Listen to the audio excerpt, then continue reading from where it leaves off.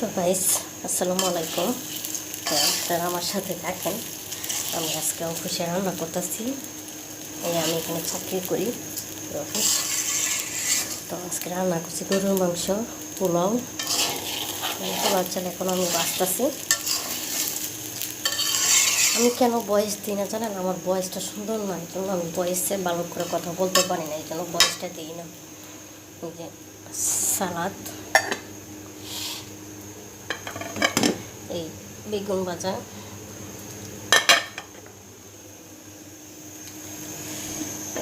গরুর মাংস,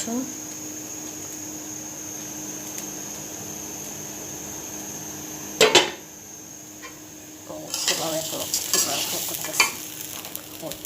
এই পাখিটা রান্না করে লাইটে ধরে খালি।